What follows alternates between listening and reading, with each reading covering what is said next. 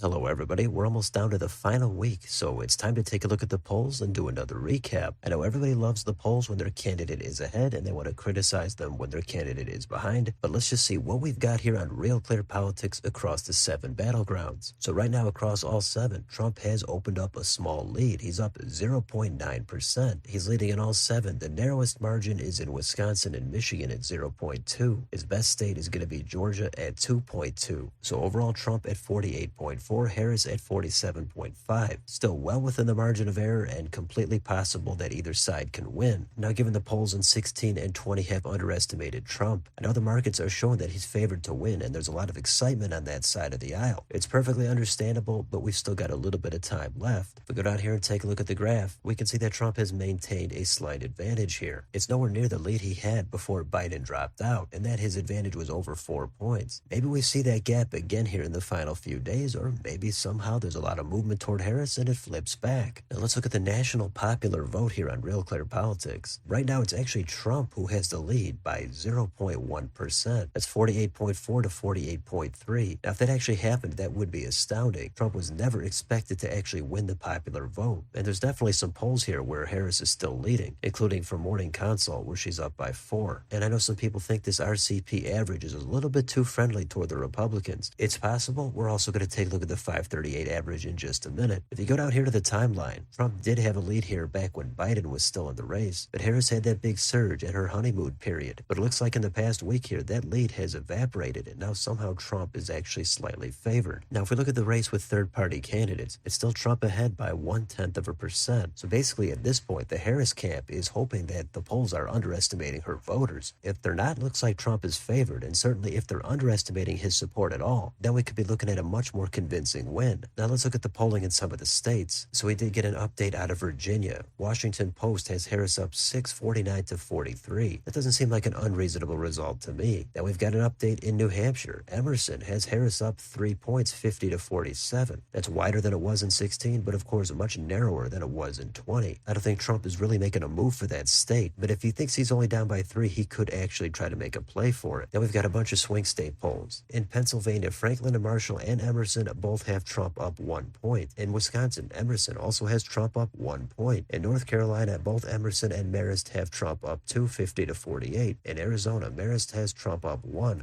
In Georgia, they've got it tied at 49. And in Ohio, a YouGov poll has Trump up by 750 to 43. How about a super red state? Emerson has Trump up 27, 62 to 35. Then back on Wednesday, we've got the Bloomberg Morning Consult polls. I did a separate video on this, so you could take a look at that if you'd like. Basically, all the states even out. But the ones we haven't mentioned are Quinnipiac in Wisconsin. They have it tied at 48. But in Michigan, they also have Harris up 4 points. That's one of the better polls we've seen from her in a while. Then Emerson has Trump up 8 in Florida. He's up 7 in Texas. And in Maryland, we've got Harris up 30 points, 63 to 33. And then let's take a look at Tuesday. In Georgia, the Atlanta Journal-Constitution has Trump up 4, 47 to 43. Insider Advantage in North Carolina has Trump up 2, 49 to 47. But Survey USA has Harris up 1, 47 to 46. In Nevada, Fabrizio has Trump up 2, 49 to 47. In Michigan, Trafalgar has Trump up 2, 46 to 44. And in New York, Siena College has Harris up 19 points, 58 to 39. And then we've got a few more here on Monday, but I'm going to move on to 538. And here's a second look at the national popular vote. Here it's favoring Harris by 1.4. It is down a little bit from where it was a week or two ago, but it's not as friendly as Real Clear Politics. Now I know some people think 538 is a little bit too biased toward the left, so you can average them both out if you'd like, but I'll give you both sides of it when I can. Now let's do some U.S. Senate polling. We've got Emerson taking a look at Missouri. Josh Hawley is up a comfortable 10 points over Lucas Kuntz, 51 to 41. Then in Wisconsin from On Message, with a Republican sponsor, Eric Hovde is up 1 point, 49 to 48. Given the sponsor, you've got to take it even more with a grain of salt, but still, this is, I think, the first poll showing Hovde with any kind of a lead. But they also took a look at Ohio, and they've got Bernie Moreno up 2 points, 49 to 47. So we're starting to see more trouble for Sherrod Brown in the polling. They also did Nevada, and they actually have it dead even at 48 between Jackie Rose Emerson and Sam Brown. That is easily the best poll I've seen for Sam Brown. Then in Florida, from Cherry Communications with another Republican sponsor, Rick Scott is up only 5 points over Debbie Mucarsel-Powell, 51-46. In Utah, John Curtis is up a gigantic 41 over Caroline Gleich, 65-24. Then we've got Emerson again with 800 likely voters. In Wisconsin, Tammy Baldwin only up 1 point, and it shows it tied at 48. In Pennsylvania, Emerson has Casey up 1, 47-46. Franklin and Marshall has Casey up 1 as well with likely voters, but with registered voters, they have Casey up 7. So that is a big disparity. And how's it looking for Larry Hogan in Maryland? Well, he's down by 12 points to Angela Alsobrooks, 52-40. In Arizona, Marist has Ruben Gallego up 8 points over Carrie Lake. Another poll in Ohio has Sherrod Brown up 2, 47-45. In California, Adam Schiff is up a very, very comfortable 26, 63-37 for Steve Garvey. Another Maryland poll from Emerson has Angela Alsobrooks up 13 points. In Texas, Emerson has Cruz only up 2 points. In that intriguing race in Nebraska, from the Dan Osborne campaign, he's showing that he is ahead by 2 points, 48-46 for Deb Fisher. Quinnipiac in Wisconsin has Tammy Baldwin up 1, 49-48. And then another one here, which I'm not familiar with, but it was taken back in September with only 400 likely voters and is a sponsor for the Democratic Party. Tammy Baldwin is up 8. In Michigan, the same two pollsters have Slotkin up 8 and 5 respectively. In Florida, Emerson has Rick Scott up 6. And then more from these Rust Belt pollsters in Pennsylvania. We've got Casey up 2 and 4 points. And we'll wrap up the Senate here on the 22nd. Ruben Gallego up 4 points and 9 points. In Nevada, Jackie Rosen is up 4 and 5. In Michigan, Trafalgar has Slotkin up 1, and they have it tied at 49 in Wisconsin. In New Mexico, Martin Heinrich is up 11. And finally, in New York, Gillibrand leaves Mike Sapricone by 26 points. Then we can move on to governor. And Emerson took a look at New Hampshire, and they've got Kelly Ayotte up 4 points over Joyce Craig, 50-46. But we've got another one here with 2,211 registered voters from the Dartmouth poll. That has the total opposite result. Craig is up 6, 51-46. Very conflicting data out of those two polls. The Emerson one is much more recent and uses likely voters, but the sample size is less than half. In Utah, Spencer Cox is up 40 points over Brian King, 61-21. Then we've got a bunch of North Carolina polls. It's still looking great for Josh Stein. He's up double digits in all of them. Then we've got one more here back on the 21st from ActiVote, but the polling dates span over a month, and there's only 400 likely voters, but Bob Ferguson is up 16 over Dave Reichert, 58-42. Now let's wrap it up here in the U.S. House. In South Dakota, it's a battle between Johnson and Johnson. That's going to be Dusty Johnson and Cheryl Johnson. Dusty, the Republican, is up a huge 37, 61-24.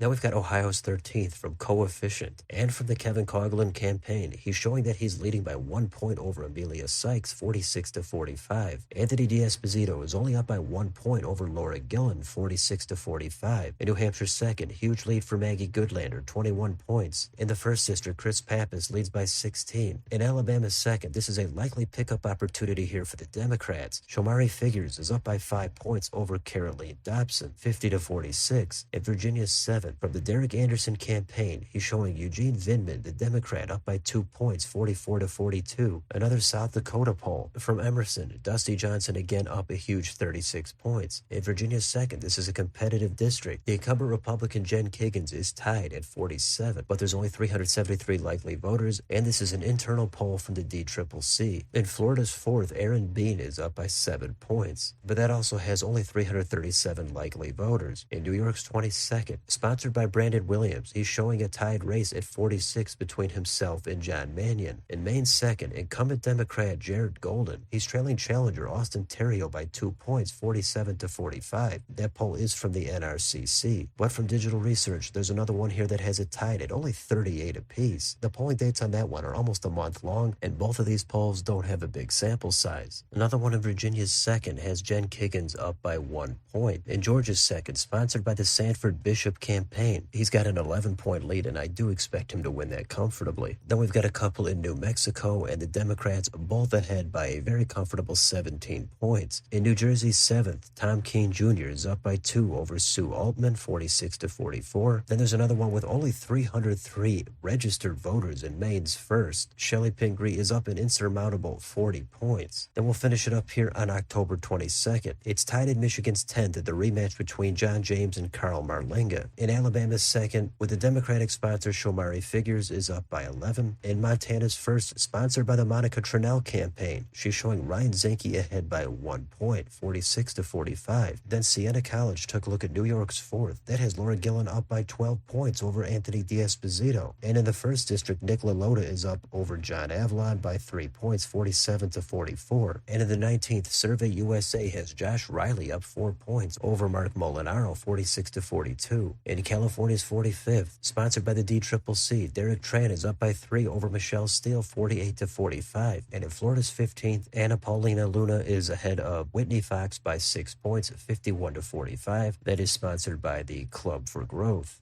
So that pretty much covers where we're at over the past 5 to 6 days. The Senate, but especially the House, is a complete mixed bag. But for president at the top of the ticket, more of those have been looking slightly favorable for Donald Trump. Some of these polls are a little bit outdated, they have low sample sizes, or they have obvious partisan sponsors. Some of them are going to be right, some of them are going to be way off. And we've got just over a week left until we start to get all the answers. So let me know in the comments, what do you think about any of these polls? Who do you think is finishing stronger? Let me know down below. On your way out, don't forget to like, share, and subscribe. Join if you'd like to support the channel. Thanks for watching, and I'll see you next time.